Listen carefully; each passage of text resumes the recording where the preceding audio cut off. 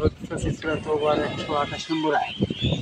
এখানে আল্লাহ বলছে লাকাদ জাআকুম রাসূলুম মিন আনফুসিকুম, তোমাদের মধ্য থেকে তোমাদের কাছে রসুল পাঠিয়েছি।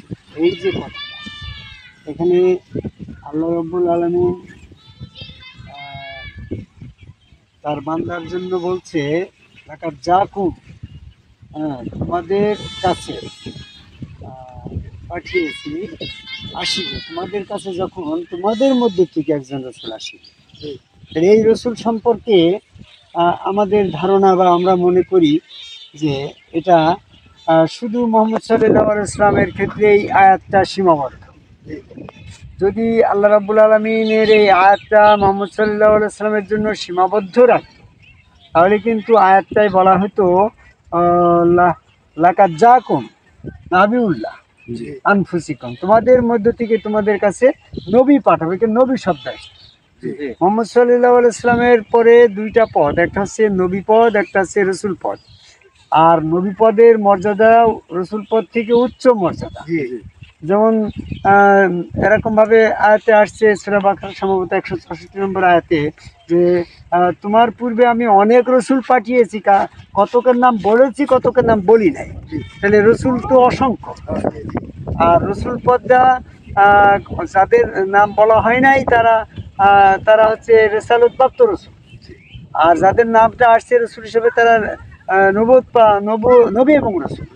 তো সেক্ষেত্রে নবী মুহাম্মদ সাল্লাল্লাহু আলাইহি ওয়াসাল্লাম সম্পর্কে যদি আল্লাহ স্পেসিফিকভাবে মোহাম্মদকেই সীমাবদ্ধ করে কোনো আয়াত দেয়, তো সেক্ষেত্রে রসুল নাম না বলে নবী নাম বলবে।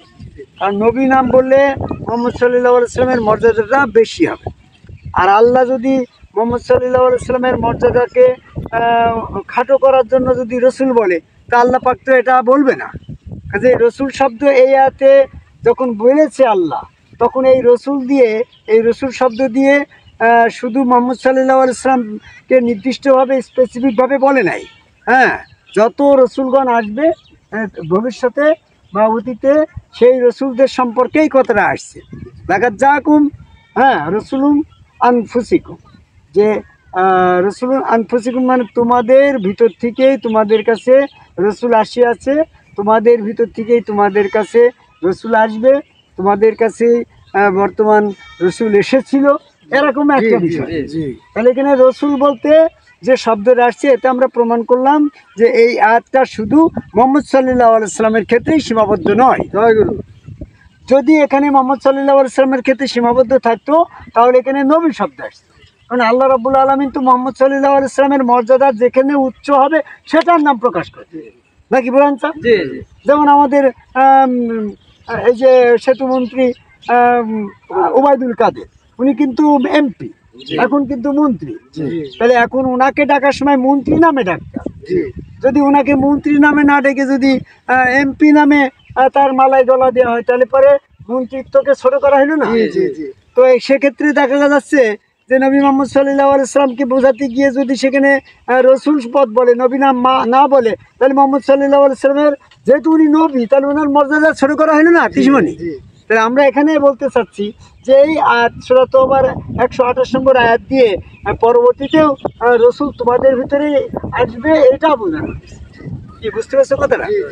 এই জায়গায় আমি বলতে চাচ্ছি, যদি এখানে নবী শব্দ আসতো, তাহলে হযরত আলী বাদ যেত, হাসান বসরি বাদ যেত, খাজা মঈনুদ্দিন চিশতি রসুল বাদ যেত, আমার গুরু নিজাম রসুল ইনিও বাদ যেত। কিন্তু যেহেতু এখানে রসুল শব্দ এসছে, নবী শব্দ আসলে শুধু স্পেসিফিক মুহাম্মদ সাল্লাল্লাহু আলাইহি ওয়াসাল্লামকে সীমাবদ্ধ করত। আর রসুল শব্দ মানে সেক্ষেত্রে পরবর্তী সমগ্রগণ রসুল হিসাবে আসতো, এটা প্রমাণ থাকতো না। আর যখনই নবী শব্দ না এসে রসুল শব্দ এসেছে, তখন কিন্তু মুহাম্মদ সাল্লাল্লাহু আলাইহি ওয়াসাল্লাম যেহেতু রসুল, ওনাকেও বোঝানো হয়েছে। আবার হযরত আলী রসুল, ওনাকেও বোঝানো হচ্ছে। হাসান বসরি রসুল, উনিও বাদ যাচ্ছে না। এরকম খাজা মঈনুদ্দিন চিশতি, বড় আব্দুল কাদের জিলানী রহমাতুল্লাহ আলাইহি, এরাও বাদ যাচ্ছে না। আমার গুরু নিজামও বাদ যাচ্ছে না, তোমার গুরু হাসিবুলও বাদ যাচ্ছে।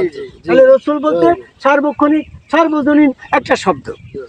এই জন্য আমাদের কাছে যারা বর্তমানে বলছে যে রসুল শব্দ নাই, তাদের এই আয়াতের পরিপন্থী বুঝতাদের ভিতরে আছে। আমি অল্প পরিসরে কথাটা বলতে চাচ্ছি, বেশি সময় নেব না।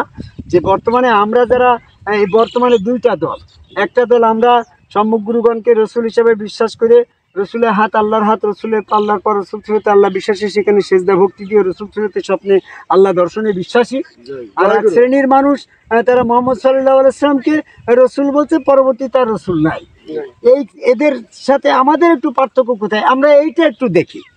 যেমন আমরা 5 ওয়াক্ত নামাজ পড়ি, তারাও 5 ওয়াক্ত নামাজ পড়ে, তাহলে নামাজের ক্ষেত্রে পরিত্রাণ পেলে আমরা তারা সমান হয়ে যাচ্ছে।